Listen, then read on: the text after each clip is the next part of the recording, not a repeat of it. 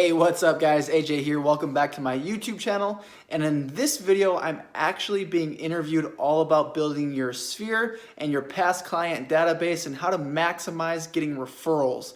I'm being interviewed by Referrals, so I was super excited about this. If you don't know what Referrals is, it's actually a service you can use to get expired leads for sale by owner leads, leads for calling like just listeds and just solds, that type of prospecting. It's a service that I've used in the past, so it's pretty cool to be interviewed by a company full circle. I mean, I remember when I first got into real estate and I was just struggling to get listings, and now to be interviewed by one of the leading data provider and one of the leading dialer companies out there was just super cool, and I was excited about it. So I wanted to share that interview with you. You're going to get tons of nuggets on how to build your business through your sphere and through your past clients. But even if you're a new agent, even if you're an agent just getting in the business, or you don't have a lot of sphere, you don't have a lot of past clients, whatever the case might be, you can use the strategies that I'm going to teach in this interview to blow your business up. So stay tuned all the way to the end. And guys, if you can do me a huge favor, as you're watching, if you can smash the like button, subscribe to my channel, and if there's any questions that come up as you're watching the video,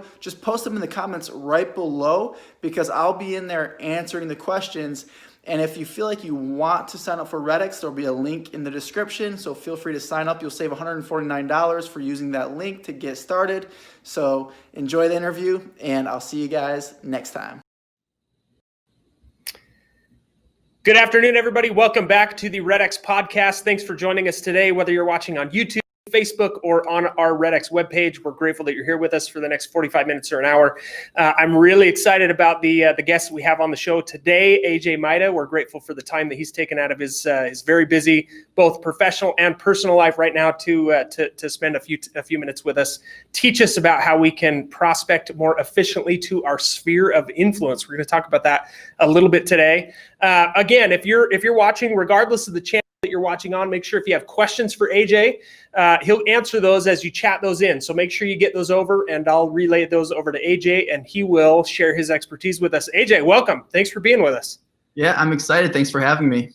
Yeah, it's as we got a chance to talk, I always try to spend a few minutes with people pre-show, and this is going to be a good one. I'm really excited. So what I'd love to do, though, is start out so that people who don't know who you are can get a chance to know you. Can you just tell us, similar to the way you introduced yourself pre-show, give us a little bit of history of your real estate experience and how you got to where you are right now, which is an impressive place. So if you'd share that with us, that'd be a good place to start. Yeah, definitely. So I got my real estate license all the way back in 2012, actually at the end of 2012. And I initially got into real estate because, I read a book called Rich Dad Poor Dad when I was in high school. And if you haven't read that book, I highly recommend it. But it talks about this idea of freedom and creating residual income, building a business so that you can actually have time freedom, location freedom, and financial freedom. So I thought that becoming a real estate agent and eventually building a real estate team would be the path to that success. And it definitely got me on the way in that direction. So got my real estate license. First year, 2013, was not very successful. I was rookie of the year at my office, but I only sold 6 houses. But what I discovered that first year was the path to success. I hired a coach. I went to my first conference, and I put that first coach, I went to that first conference all on a credit card. I started with really no money, and my wife and I, we had just moved to North Carolina, so we knew nobody. So it's cool that I'm on this podcast today talking about, sphere and past client marketing. When I got into real estate, I had no sphere, and I obviously had no past clients. So hopefully some of the listeners can learn from that maybe. So, but what I discovered was expired listings for sale by owners, and that's how I came to know about Referrals, and discovered a proven blueprint to success through seller prospecting. And by the end of my first year, I was able to actually have 20 active listings on the market, which propelled me into my second year of real estate, selling 36 homes myself and making well over $150,000. And that was all based on seller prospecting. So it was really expireds for sale by owners that got me into production, got me to become a successful agent. Then by my third year, we're doing about half of our business from our sphere and past client referrals. So very quickly, we were able to kind of pivot a little bit and get most of our business coming from referrals and past clients, which a lot of that success that we had with that is what we're going to talk about today. That's awesome. Thank you. And I mean, that's hugely impressive, right? To increase from year 1 to year 2, what is that? 500%, right? To go from 6 to 36 listings is massive, right? I'm super excited as we talk, because then to go from, I mean, for the majority, I'm going to guess the majority of that second year came from those seller listings, like you said, but then to all of a sudden make this pivot where half of your business is coming from sphere of influence is like, that's amazing. So what is it that you do now, right? Because you're not actively selling real estate at this point. So let's talk about that for just a little bit, because that's important. Yeah, definitely. So when I first got into real estate, I joined Keller Williams, great company, loved my time there. I was heavily involved in all their classes, like Bold. I was on ALC for 2 years, was a coach for them for a year, activity coach. And I developed a passion of teaching and training others while at that company. So through that, I just developed a deep passion. And even prior to real estate, I always wanted to coach. And just, the thing that's most rewarding to me is when I'm talking to somebody and the light bulb just turns on, where they see their future a little bit differently than they saw before speaking with me. And that's just always got me really excited. So even while I was, very heavy into production, it was like, how can I eventually retire from selling houses so I can just help change real estate agents' lives? And that's what I do now. So about 3.5 years ago, I switched from Keller Williams to eXp Realty, started to build a nationwide team inside of that company. And along with coaching and training agents, I have different courses, things like that. But primarily it's coaching and training the agents who are partnered with me, and now have over 1,900 agents all across the US, Canada, now a couple, about 50 in the United Kingdom and a few in Australia. So it's growing massively, and it's just fun for me to be able to talk to agents, whether they're at eXp or not. I'm still coaching agents outside of eXp, just being able to help them achieve their dreams, because real estate's such an amazing vehicle, and you can build such an amazing business through expired prospecting, for sale by owners, through a sphere business, open houses. There's a lot of different ways to do it. But if you don't have the right mentorship in this business, you can quickly find yourself being run over by your own business, like missing, dinners with your family, missing sporting events with your kids on the weekends, working 60 hours a week. I mean, real estate agents, the public likes to look at us and say, wow, they're so overpaid. It's so easy because they watch HGTV. But the reality is that most agents are overworked and underpaid. I mean, the average agent in America only makes like 40 grand a year. And I know agents, and they work really hard, and they usually work forever. They never truly retire. So I just love helping agents set up their business and run their business like a business, so their business serves them. They're not always serving it, and they can eventually have that financial freedom that they might be looking for, that time freedom, that location freedom, or whatever their goals are. So that's just my passion. Well, and that's amazing. And the truth is, I think a lot of people get into real estate, and you can probably confirm this, and they want to reinvent the wheel.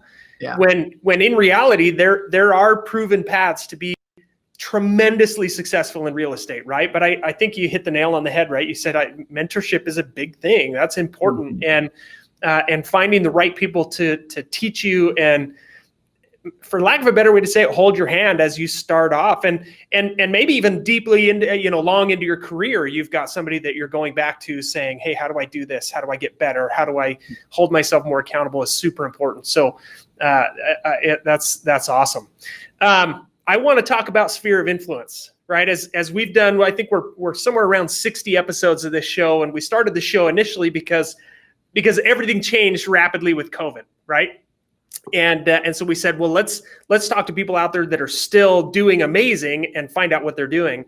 But now that actually COVID-19 is kind of our norm right now, we're going, okay, well, let's just talk about the stuff that helps us. We want to get better at what we do. And sphere of influence is the goal, right? I mean, we all want to get to the point in real estate business where we have enough sphere of influence. We have a large enough database that referrals just walk in the door. We can take the cream of the crop listings and work with who we want and do the listings we want.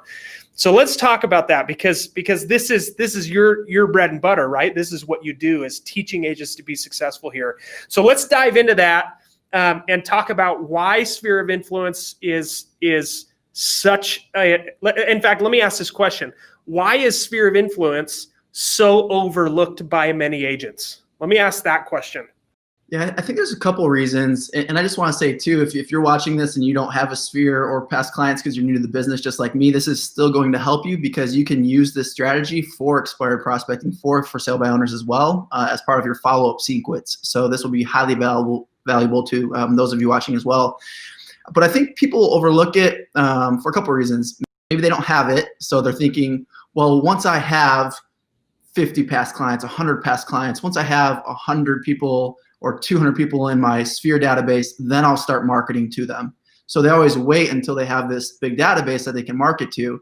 And it can be a struggle getting there if you don't start marketing to those people when it's a small group.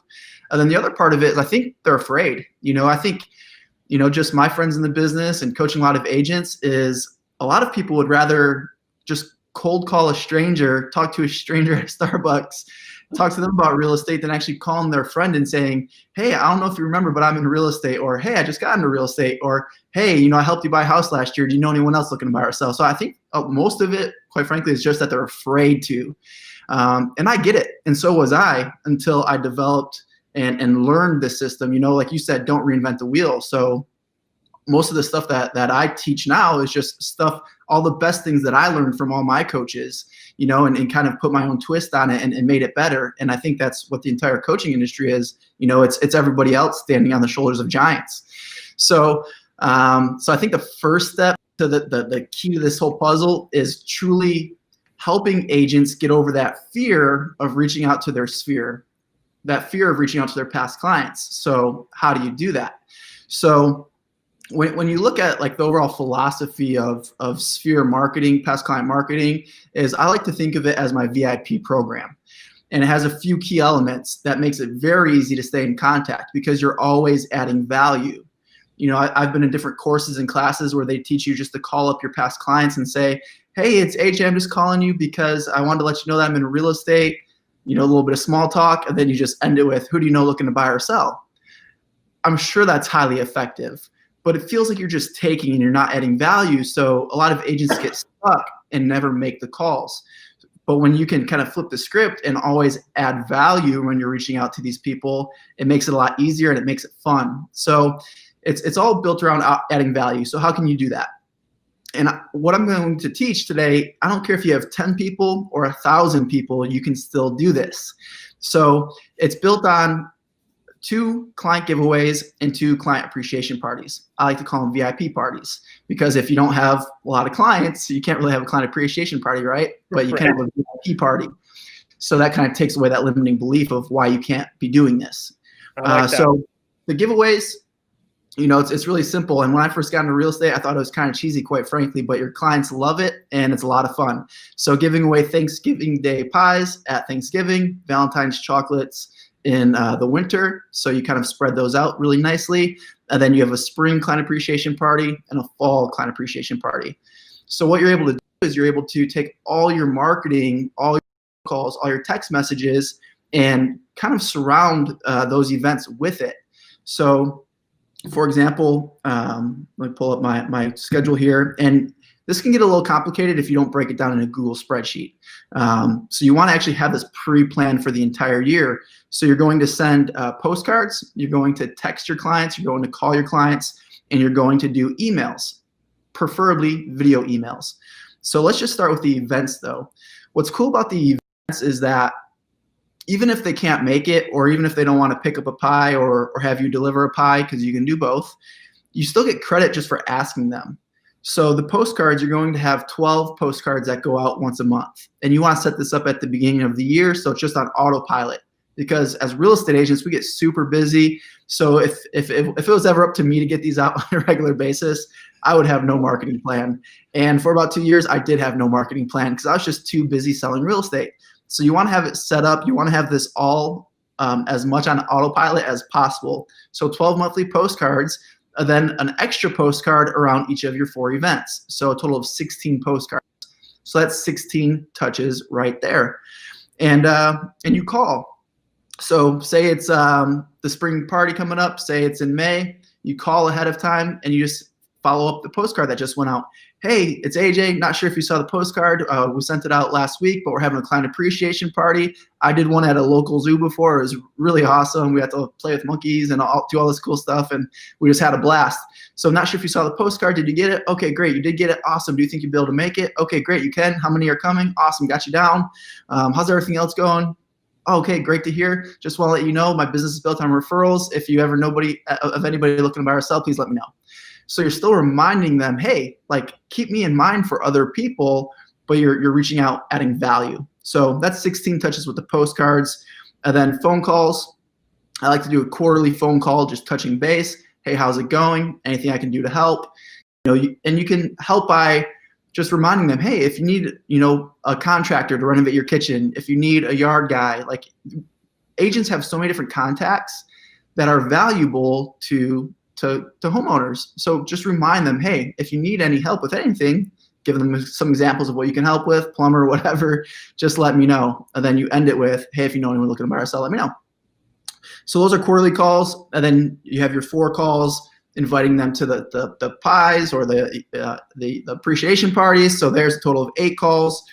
And then you got your emails going out every 2 weeks. You line them up to where you're adding either value or inviting them to a party or to a giveaway. And then text. So then you just sprinkle in text messages in between the phone calls. And you have this touch program that can be anywhere from, say, 50 touches to 60 touches a year. And I mean, that's like lights out. And when you're doing it in a way that doesn't feel like invasive to your clients or doesn't feel like you're always taking, like, I know some people right now are thinking, wow, that's a lot of touches. I could never do that much. I'd be bothering them. But you're really not, because you're just adding value and you're keeping them up to date on things. Like, your emails going out are market updates. They're spring cleaning tips. And you just got to remember, like, every single year, we're living in a society that gets busier and busier and busier, and we're getting hit by different social media channels, different news channels, kids, work, all these different things. They probably see like a quarter of the stuff you put out. Everything else gets lost. That's why you need to be so aggressive, I guess you could say, with this type of marketing. So that's the Sphere program. Do you got any questions you want me to clear up, or do you want me to keep going? No. I do have some questions. There's and that was fantastic, right? To break it down for us in such a simple way, to go, here's when I send these and here's the content of these. A couple of questions. What are the 12 postcards that are going out once a month? What's the content of those? Because they're not tied to an event or one of the holidays. What's the content of those? Yeah, great question. And to you guys, I was going to share this at the end, but if you guys go to sellerprospecting.com, I have a free mini course on prospecting. And if you just reply to the thank you message that will go out, I'll send you some more resources about what we're talking about. And one of the recommendations is a marketing company that sets the postcards up. So he does postcards. It's the 320 group. He does postcards for a lot of the biggest teams in the country. So he has them all set up already for you. He switches them out to have your branding, your information, and it's just so simple. And it's really super cheap. It's like $25 a postcard for the redesign. I mean, that's $300 for a complete postcard campaign that you can reuse every single year. So it's relatively inexpensive, but it's like, let's say it's January. It's like, hey, Happy New Year. Hope you're having a great start to your year. If it's February, well, that's Valentine's Day. You can do spring cleaning tips. It's, first day of summer. It's Happy 4th of July. It's, Happy Holidays. It's Happy Thanksgiving. So there's just so many different things like that happen throughout the year. So it's just really simple. It's not overthinking it. It's not trying to figure out, oh man, I need to figure out a whole newsletter that I'm going to send out that shows all the latest listings every single month. That would be great, but for most agents who don't have the support staff for it, it's really hard to implement and get it out consistently. So you just want to keep it simple. They're just going to see your branding. You just want them to, if they think real estate, they think you. And that's why you just over and over, you just put your face and your name in front of them. So you keep the postcards really simple.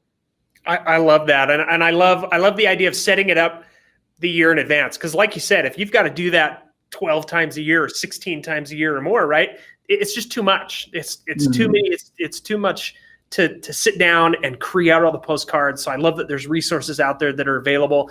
There's a couple of questions. There's two related to postcards, and then I'm going to go back up the list. But Jamal has a couple of questions. Jamal, thanks for being with us on the show again. He asks, number one, what size postcards do you use? And then number two, he says, is it too much to send those 12 postcards plus send just listed, just sold cards? He says, I don't want to overload somebody. So if somebody already has postcard campaigns set up for their recent listings and transactions, is that too much, do you think, in addition to the 12? Or could you replace one with the other? Does that make sense? Yeah, that makes sense. Great question. If you are sending just listed, just sold type postcards to your sphere and past clients, and that's kind of like the thing you do, maybe it's, a beautiful postcard you're sending out and it has all of that already. I think that's a great thing to do instead of this, or maybe you send those out once a quarter, because maybe I love the idea of incorporating that just because it's social proof. It's, hey, I listed all these homes, I sold all these homes, and it's just social proof that you're successful and that you're very active. So I love the idea of incorporating that. And if you want to do 2 postcards a month, I don't think it's going to overwhelm. I just don't know if the return on investment will make sense to have that added expense. I think once a month for postcards is enough when you're also hitting them with everything else. And what size postcards? I mean, are we talking a 4x6 or a nice big old full 10-inch glossy? Yeah, it's big. I think it's 6x10. It's okay. I think 6x10. So it's pretty big. They're going to notice it in their mailbox. Well, and that's what we want, right? Yeah, we want to send something. If we're going to invest in sending something like that, we want them to see it. Exactly. That's fantastic. Thank you. Now, there's another question here, and it goes back to sending text messages, right? Because you said you're sending text messages, emails, and phone calls often around these events throughout the year. What do you say in a text message to add value? Right? Because it's got to be somewhat short and sweet, but what do you do there? Or is it, or are the text messages, do they enforce the other parts of the conversation? Help me understand that a little bit more. Yeah, great question. So it's a lot like I was saying of what you would say on the phone. So a lot of the texts will be enforcing what's happening, because you might call somebody, leave a message, and a lot of people just don't return messages. So you might be following up the next week with a text message. And you definitely want to use a great CRM system to track all this. I mean, you could be doing this all in the Storm Dialer. So a lot of text, man, it's just, don't overthink it. It could be, hey, John, it's AJ. I was just thinking of you guys today. If you ever need anything, let me know. Like, you don't even need a response. It's just you're popping up on their phone that you're there for them. And what I mentioned too when we started this conversation was, it's going to help you with your prospecting. Imagine just taking all the expireds, all the for sale by owners you can turn into nurtures. And I consider any prospect a nurture who, if they say no to me to an appointment on the phone, I wrap up the call with, hey, no problem.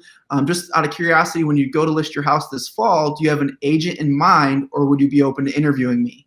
So you just want confirmation that they're not going to list with their brother-in-law, their son or daughter, their neighbor. If they're already obligated to somebody where there's a tight relationship, like, it's just not worth the effort to try to like wedge yourself in there and potentially ruin, that family relationship, because there would be grudges there. I would have a grudge if my parents didn't use me, and I hear that happening, which is unfortunate. But yeah, you take those people, if they're a nurture and that they will interview you in the future, and you put them on this campaign. So if you have no sphere, no past clients, and you just put your nurtures on a campaign like this, when they go to list in the fall, you will be the only agent following up at this type of level, and they're going to use you. It's just going to be easier to use you. You're going to show that you're professional because you did a nice job following up. And rather than just going to Google and trying to find an agent, they're just going to use you. And it's just like lights out. Like my goal as an agent was always to get 3 to 5 nurtures per day. So if I'm hitting 5 a day, that's 25 nurtures a week. That's 100 a month. In a year, that's 1,000 to 1,200 sellers who have said, yes, I will interview you when I go to sell my house. And if you've been doing what we're talking about with this VIP program, you are going to be listing homes consistently, and it's going to be easy. You're not going to be showing up for appointments and competing with 4 other people. You're going to be going there. They're only interviewing you, and you're going to be listing homes consistently 2 to 4 months after a year of implementing something like this. And the other objection, and this was me, I know the objections to this because this was me early on in my career, and I don't want people to make the same mistake, is I don't know anybody. I don't have any past clients yet. I can't do a client appreciation party. Well, what if you just called the 10 people that you do know in your area, maybe you just moved there, whatever, or you have 5 past clients, you call them, hey, I'm doing a VIP get together at XYZ restaurant this Friday. I'm only inviting a handful of people, and I'd really appreciate if you and your wife could make it. Well, now they show up and it's like 6 of you, and they feel honored because you invited them to this get together of a small select handful of people.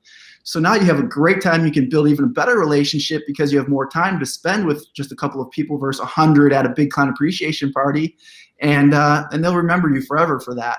So just start small. One of my mentors, Brendan Burchard, he told me one time, he's like, most people aren't afraid of failure. They're afraid of being seen starting small.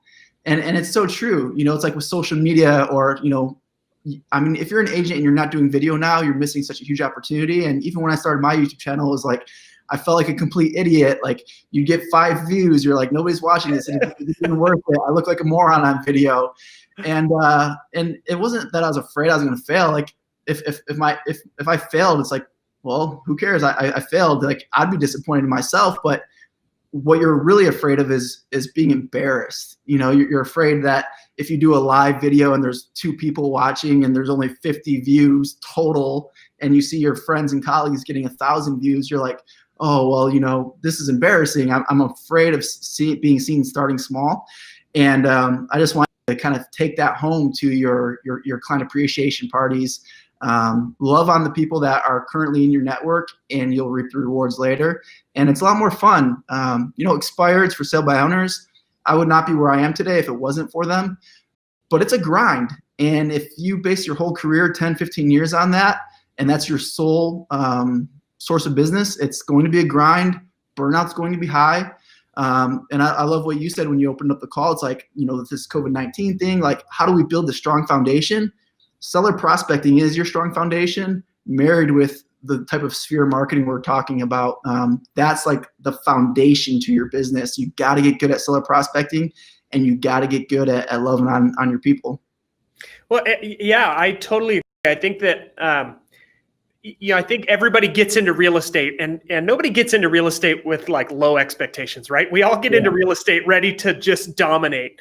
And the hope, I think, for every agent and our hope for every agent is that they graduate to whatever the next level is. Like, and you're a really good example of that, AJ, to say, look, I started small and wasn't super successful in my first year, but I made some changes. I hired a coach. I practiced the things that they were teaching me, did 36 transactions your second year.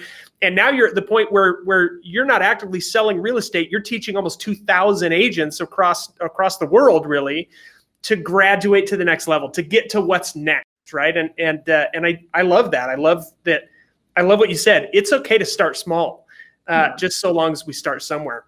Exactly. Let me jump back. There's a couple of questions here that go back to the conversation that we've been having.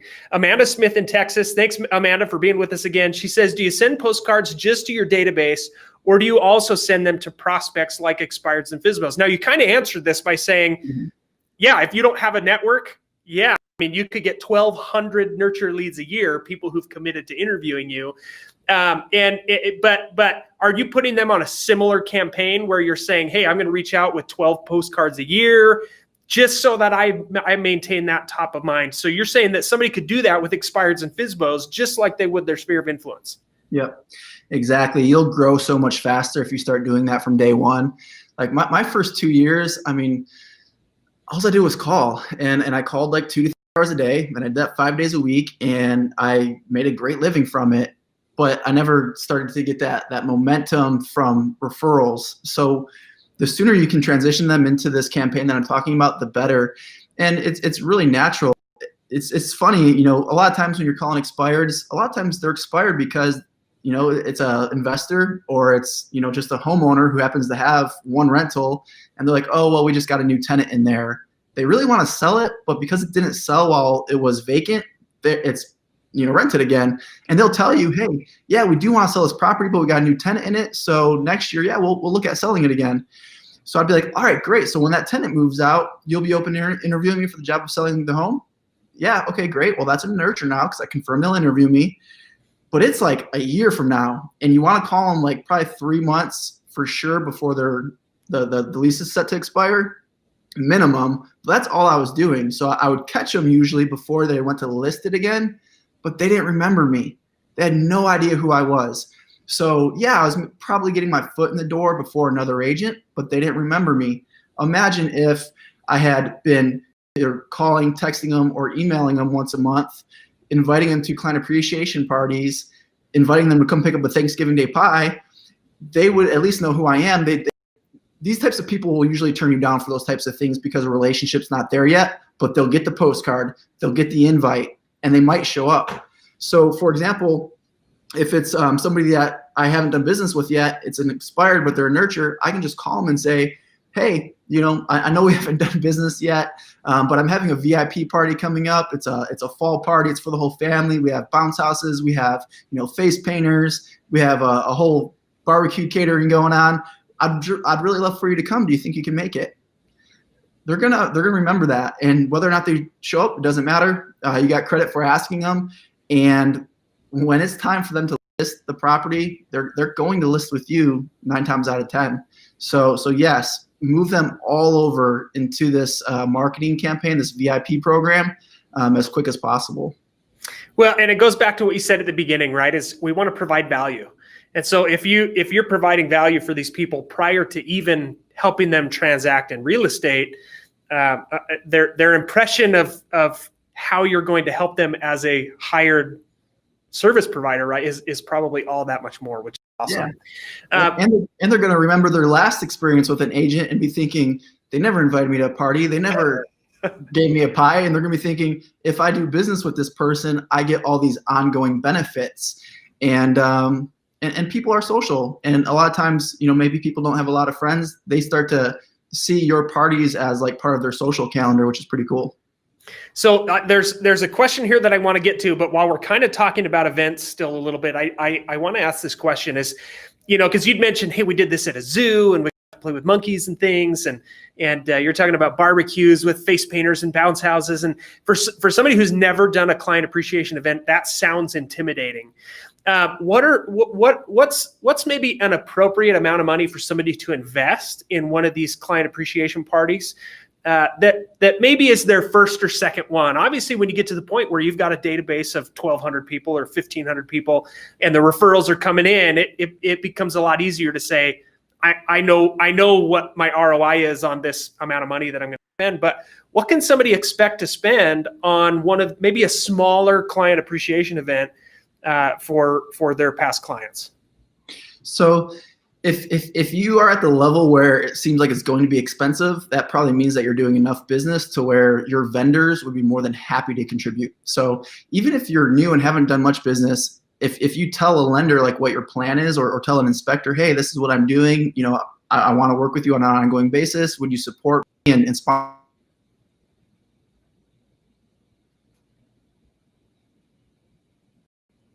Uh-oh, did we lose him?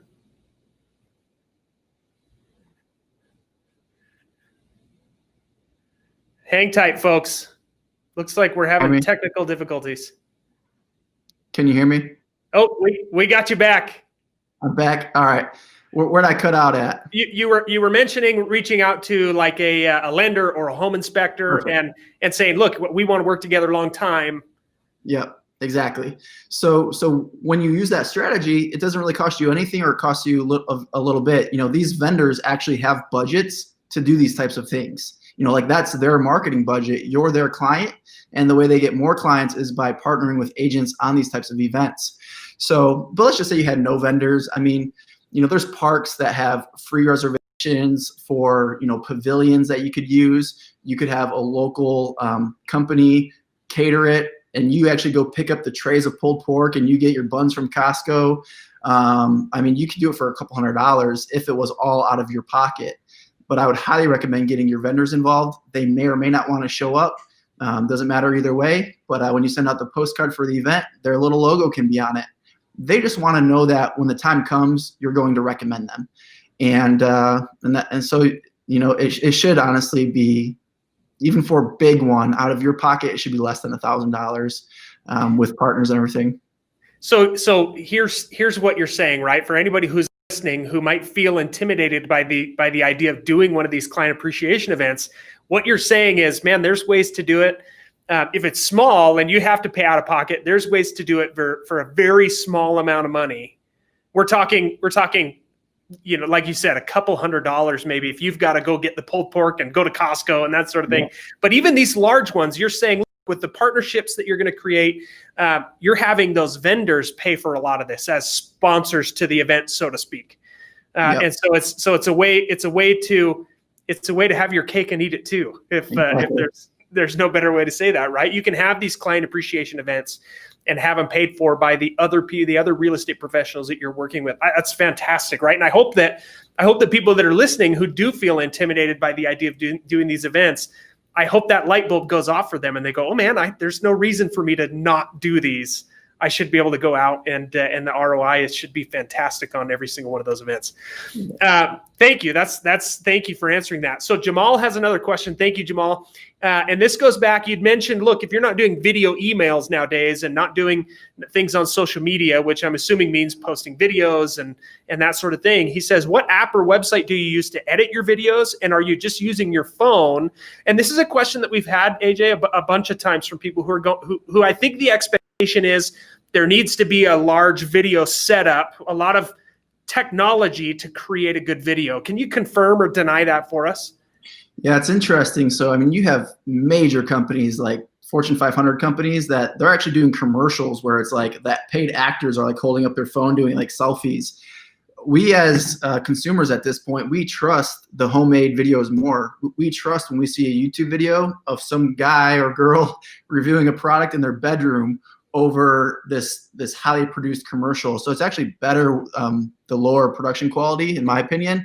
I mean, even think about like maybe colleagues or maybe you have them in the past where it's like they're highly produced and the agent's talking in a beautiful living room that's like a model home or something, and it's just really rehearsed versus like somebody just like walking down the street doing a selfie video, like speaking from the heart. Like we connect more to these selfie type videos. So what I would do, this is as fancy as I'd get. If you don't even need a camera, I mean, iPhones at this point, or I'm sure you have Droids too, but I'm an iPhone person. You can just use your cell phone. So if you want to get a camera, a great vlogging camera is the Canon M50. That's going to help. You know, the vlogging cameras are nice because they get a little more wide angle, but my wife just got the iPhone 11 and that has wide angle. That's really good too. So just shoot selfie style or get a tripod with a ring light. So just go to Amazon, type in ring light, and use that. So you want good lighting. So if you're not outside, use a ring light in the home, have a decent background. You know, yours is perfect. It's just a blank wall, or you can have the living room in the background, your office, whatever. But I think if you're just walking down the street in a park, in a neighborhood, and you're just selfieing yourself talking, especially when you're newer to video, it helps when you're moving around because you're breathing, fresh air, you're standing tall, you're walking. I know a lot of real estate agents like to walk and talk when they're on the phone with clients.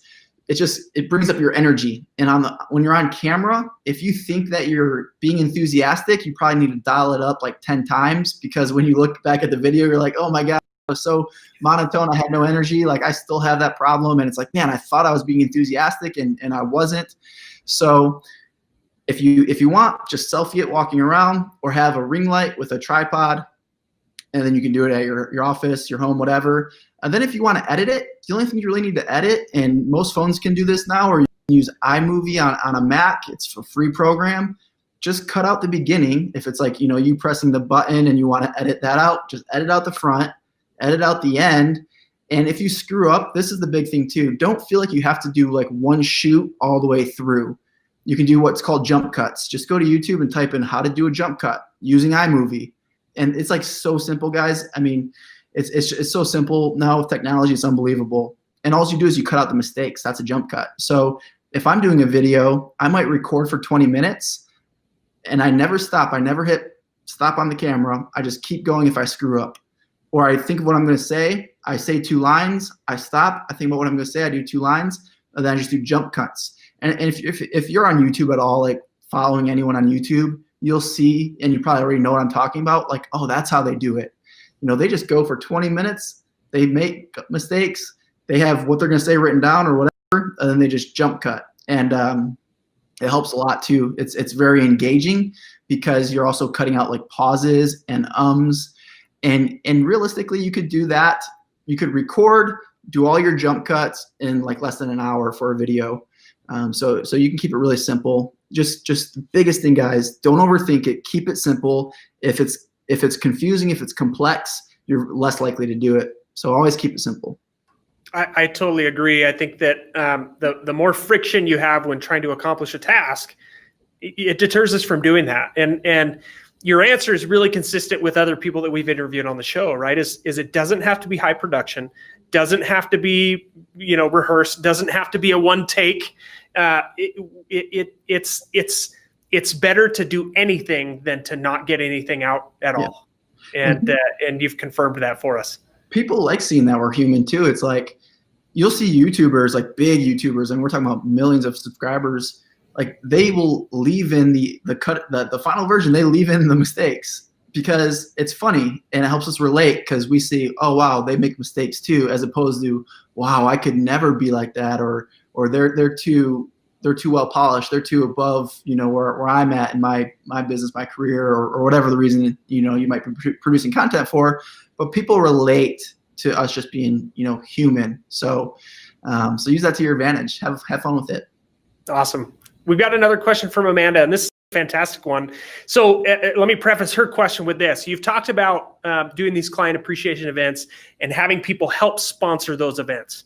So Amanda's question goes a little bit further. She says, do you sponsor any events in your community or just focus on your own client events? And so do you feel like it's worth it to get out there to try to build your network and your database by sponsoring block parties or putting a bench on the golf course or things like that? Do you feel like that's as good, or for you, is it, hey, let's focus on where we already have the relationship and build and nurture that relationship? Yeah, that's a great question. And I would say it depends. It depends on your personality partly. Like me, I would rather just from 8 to 11 every day, just be on the phones with my headset, my scripts, and just call expireds FSBOs versus going out and being social and being like the face on the banner at a charity event. That just wasn't me. If that's you, then yes, go do that. We definitely did sponsor some stuff. Like if someone in our database, our sphere, said, hey, could you sponsor this little event? Your logo will go on the t-shirts or whatever. It's $300. Like we would do that just to give back to them and give back to the community. And for sure, if you go out and do that, Amanda, like you can have massive success with it for sure. I would say it just depends on your database, or I'm sorry, on your personality. You want to set up the business in a way that's going to be fun for you. And just know that you can do all the business you want to do with just seller prospecting and sphere marketing like we're talking about, where you don't have to do anything else. You can be $1 million a year earner doing just what we're talking about. My biggest mistake my first year, going back to when I only sold 6 houses, was I was trying to do too much. I was doing open houses. I was generating buyer leads. I was calling FSBOs, expireds. I was going to networking events. I was generating leads on Craigslist when that was a thing back then. I'm sure it still works today, but it was really popular then. If you don't just become an expert at something and do it consistently over time, you'll never get good traction with it. And adding in something where part of your plan is to sponsor events like that is a whole nother marketing pillar. So just understand that we just have a limited amount of mental capacity to pull everything off and just focus on 1 or 2 things. And for me, the 1 and 2 thing is exactly what I'm talking about. I wouldn't add a third unless you're growing a team and you feel like the first 2 pillars are maxed out. Like 2 pillars will get you to $1 million a year. That's fantastic advice. Thank you for that. AJ, let's pretend a brand new agent sitting down with you right here in this office, and they say, hey, AJ, I really want to work my sphere of influence. What is the number one thing? Because we've talked about a number of things and how to communicate and how many times and touches and postcards. But if there was one thing that they could focus on, like you said, become a master of one thing, what would that one thing be to a new agent who's trying to get their business off the ground, or somebody trying to take their business to the next level? If they're trying to work their database with it, or just related to their sphere of influence. Yeah. So the first thing, if you're new, is just letting them know that you're in business, and rely on those relationships. So I always say, start with a blank sheet of paper or a spreadsheet. Sometimes it's better just to handwrite names down and transfer them over later. That way you're just thinking like crazy. Like, write down every single name that comes to mind. Once you're done doing that, pull up your phone, write down every contact that you have. Go on Facebook, go through your friends, start writing those names down. Once you have an entire brain dump of every person that you know, like every person, go back through the list. And if there's any person that you would not want to do business with, or that you don't have, or that you just wouldn't call to tell them you're in real estate, just cross them off the list. You don't have to call everybody. You don't have to market to everybody. That's the other thing. It's like, people are like, oh, I could never call that person for business. Well, then don't. Just cross them off, and that's not part of your database. But don't fool yourself into thinking that you can't start because you can't call all of them. So once you narrow your list down of people who you're actually going to, muster up the courage to reach out to, just call them. And I would just say, if it's a buddy of mine, I would just say, hey, I don't know if you saw, but I posted on Facebook last week announcing that I just got my real estate license. I'm super excited. I'm partnering with a great company and have great mentors. And I just want to let you know that my goal is to build my business primarily on referrals. And I would just really appreciate it if you could keep me in mind if you or anyone else might be thinking about buying or selling. Do you think you could do that for me? So it's very to the point. It's like, hey, it's important to me. I want to build it on referrals. I want to do a good job for people. They hear it in your tonality that you're sincere and that you're asking for a favor. And that's going to be the best way to get it launched. Once you do that, get the postcards in place. And then once they start seeing the postcards month after month, they start thinking, wow, AJ was new last week, but now I got 6 postcards over the last 6 months and they keep coming. He must be successful. He's spending money on marketing. So it's subconsciously they start thinking, wow, this person's successful. They're marketing. And then when you just put them right into your VIP program, it can start day one. It doesn't have to, if it's one person, put them through your VIP program. If it's one person and if it's October, you got Thanksgiving around the corner, you can invite that one person to come pick up a pie, or you're going to drop it off. You buy them from Costco. You give them 2 options, pumpkin and apple. I don't know if you ever had them. They're delicious from Costco. They're massive. The apple is a little bit tastier in my opinion, and it's a little bit more expensive. So you like when people order pumpkin, but they know that, so they'll mostly order apple because they know it's more expensive. But if it's one person, say, hey, I'm doing this Thanksgiving Day pie giveaway. Would you like pumpkin or apple? I'll deliver it 2 days before Thanksgiving. So just put them through the whole system. And to help you in your mind kind of just like clarify all this, because it could still sound like a lot, just get a spreadsheet, even draw it out on a sketch pad. It doesn't matter. But put your text messages, put your postcards, put your phone calls, put your emails, list them, and then put your months across the top, and just draw an X for what month you're going to do the party, what month you're going to make the call, what month you're going to do the text. And then when you get to that month, you see your X's. Okay, I got a text, I got a call, and I got my pies this month. So you know what activities you're doing that month. So you can see it you can stick it on your wall. You see your plan right there in front of you, and then it's easier to execute. I love it. Thank you, AJ. This has been fantastic. There's probably 10 things I think that people could take away from this conversation that we've had in 45 minutes and go apply things into their business to start improving right away. So thank you so much. We got your sellerprospecting.com website into the notes there. So hopefully people are going there if they want to find out more. I know you mentioned that there's some free resources there. You've also got a YouTube channel. If people want to hear more about you, what's that YouTube channel they can go to? Yeah, so just my name, AJ Mida, M-I-D-A. And if you guys got questions or anything, you can find me on Instagram and Facebook too, same handle. I'm happy to help. Awesome. Thank you so much for being with us. Hang tight. We'll go over some things after the show. But thank you, everybody, for being with us again. We'll be back on Friday. Please join us then. Again, whether you're on Facebook or on YouTube or watching these right on our website, make sure that you're commenting in the questions throughout the shows that we have. We had some great questions in today. If you're new to the podcast as a listener and you are not subscribed and getting our email updates, make sure to go to our website, theredx.com, and you'll get a pop-up within just a couple of seconds that asks you to subscribe so that you can get the updates on our podcast. We have a fantastic lineup over the next few months. They're going to be hard to top this one, though, AJ. It was fantastic information. So thank you so much. Guys and gals, thanks for being with us, and we'll see everybody again on Friday.